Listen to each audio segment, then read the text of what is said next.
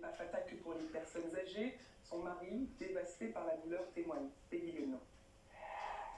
C'était rencontré dans un bar karaoké à Macron.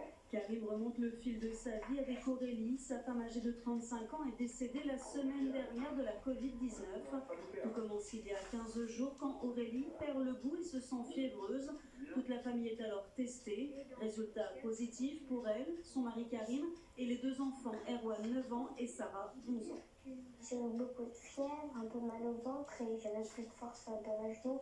Rien de très inquiétant au début, mais 4 jours après l'apparition des premiers symptômes, Aurélie se sent de plus en plus mal. Son état s'est dégradé d'un seul coup, donc elle a commencé à avoir des vomissements, des diarrhées, elle était faible, elle est partie aux urgences. Voilà, ils sont venus la chercher en ambulance.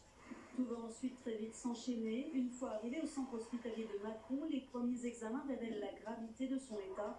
De l'eau entoure le cœur, il faut impérativement la transférer au CHU de Dijon. Plusieurs opérations n'y feront rien. Elle décédera 4 jours plus tard, laissant toute sa famille dans l'incompréhension.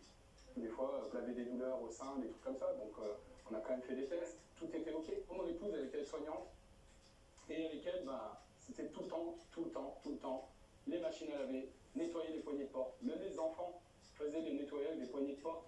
Et les fringues, on les enlevait devant la porte, on mettait tout dans la machine. Aujourd'hui, si son mari souhaite témoigner, c'est surtout pour éveiller les consciences.